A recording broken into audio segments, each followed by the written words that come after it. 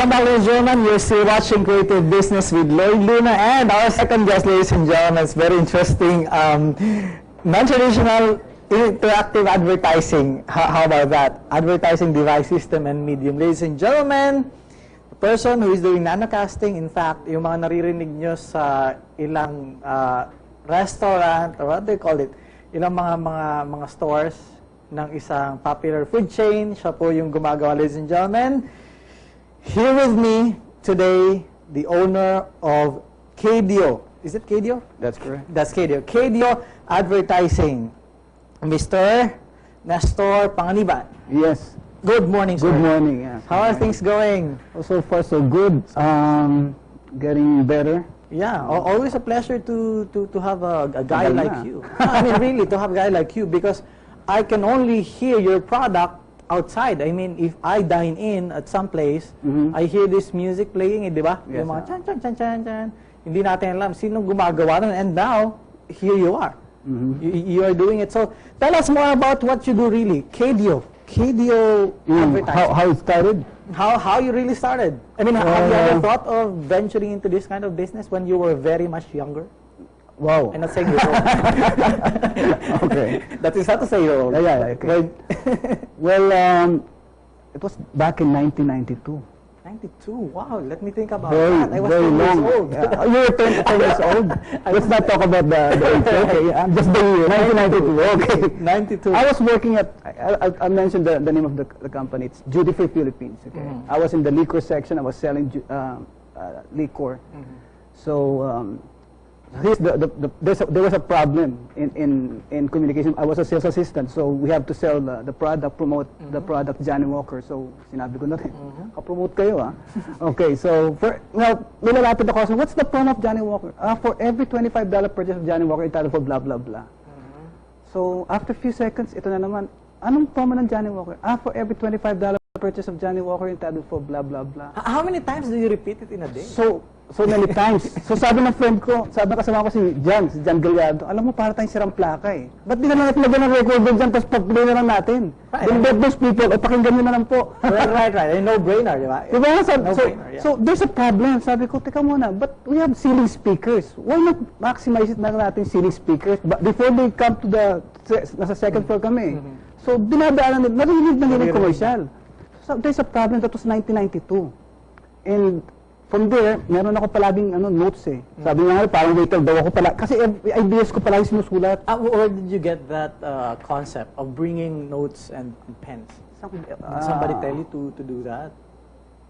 Because I took up philosophy. Right. So philosophy ideas yan eh. Right. So you have to write it down. Pero nobody tell me na, nobody told me to do this stuff. Okay. So it all started there. So that was 1992. I started conceptualizing na. Sulat ako ng sulat. Ano kaya ang solusyon dito? I need 10 reasons why you have to come up with this kind of concept. That's philosophical there. That's philosophy, di ba? Kasi Mr. Philosopher ka. 10 reasons why you need something this.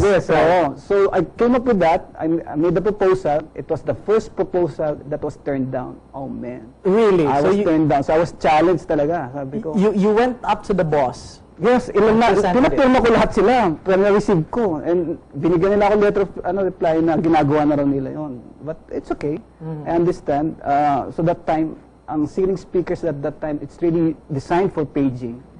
It's not really designed for, lost and found.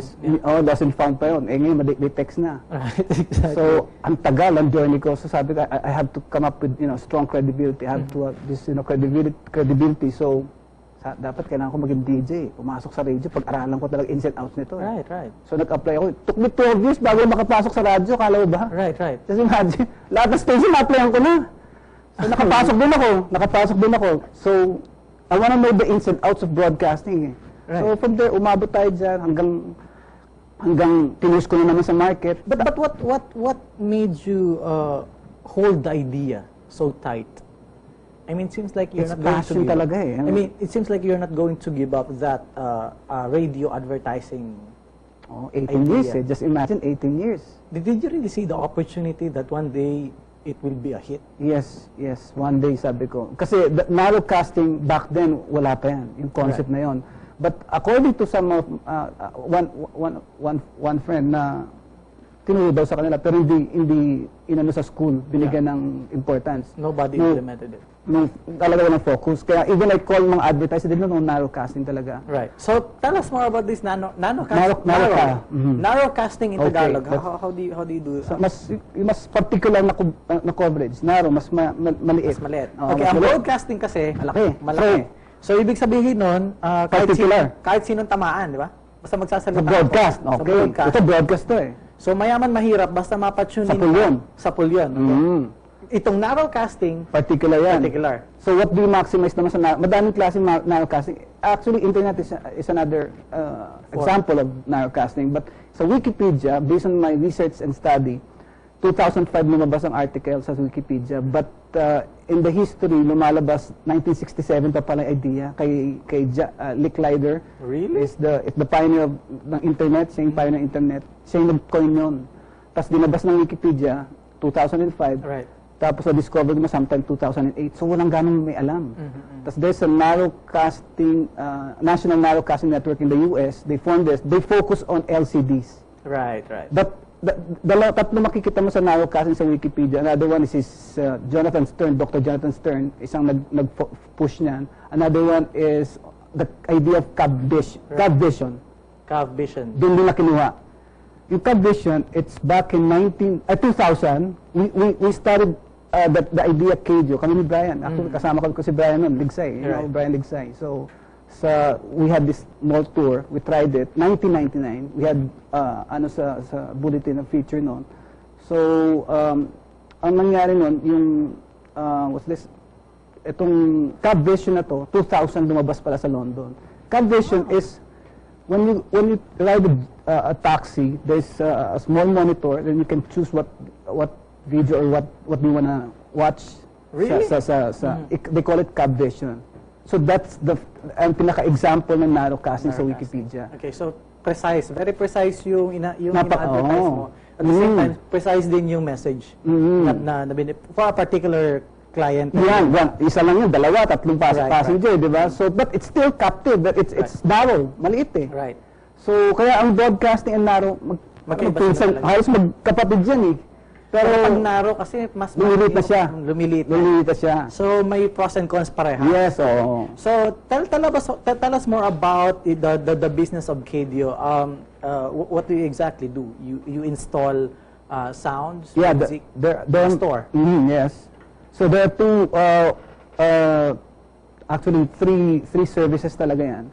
One is the CADIO CAD program, there's the CADIO Live program, and the CADIO audio production. When you say CADIO CAD, it could be done, alam mo yung Adobe software, di ba? You can mix it down, music and commercial, tapos come up with one file na lang siya, di ba? Right. Audio file, tapos MP3. Play mo siya sa CD, play mo sa CD player. Right. Pag hinook yan sa audio system nila, lalabas yun sa CD speakers. It would sound like a radio. Right. So that's radio in-store. The term in-store radio, for me, based on study, is a wrong term. Okay? Really? It's a wrong term. Okay. Let me explain. Because I'm going to respect those people who are practicing it, because that's what they believe.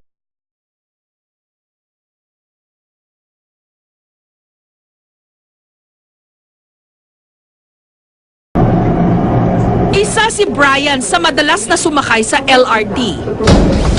Pero hindi lang siya basta ordinaryong commuter. Siya lang naman ang nasa likod ng boses ng safety guidelines ng LRT. To all our valued passengers, please observe the following for your safety and protection while inside the station. Nagpa-audition daw ang pamunuan ng LRT noong isang taon at si Brian ang napili. Please occupy the center aisle of the train. Siguro dahil alam ko yung trabaho ko at kung paano sabihin yun na maiintindihan, malinaw, klaro, at hindi naman siya tunog na parang nakakaasar, kundi maganda siyang pakinggan. Maraming salamat po sa pagtangkilik sa LRT. Para alamin kung tumatak nga sa pandinig ng mga LRT commuter ang boses ni Brian, sinubukan naming mag-eksperimento. Pasimpleng tumabi si Brian sa ilang pasahero sa istasyon ng LRT. Thank you for patronizing the LRT. Wishing you a safe and convenient journey. Maraming salamat sa pagtangkilik sa LRT. Hangad namin ang iyong maayos at maginhawang paglalakbay. At sa loob mismo ng tren. At saka bumanat sa kanyang mga hirit. Sa mga minamahal naming pasahero, ilang paalaala para sa inyong ligtas at maginhawang paglalakbay habang nasa loob ng tren. Merong natawa, meron ding namangha. Salamat din po sa inyong magandang noon sa amin. Yung personal niya sa boses niya, match ba? Wishing you a safe and convenient journey. Kulang na lang, mapakanta sa tuwa si Brian sa reaksyon ng mga nakakakilala sa kanya. Pinakaabangang fantasy love comedy ng taon. Ngunit may ilang mga pamilyar na boses na hindi na raw kailangan sumailalim pa sa pagsasanay dahil sadya itong natural. Hanggang saan aabot ang 20 pesos mo? Sige, sayaw. Giling mo. Yan, sige, sayaw pa. For 20 pesos, mag-New Cornetto Choco Hazelnut na. Dark chocolate toppings. Rich hazelnut ice cream. Dark chocolate dip. New Selecta Cornetto Choco Hazelnut. Sarap ng 20.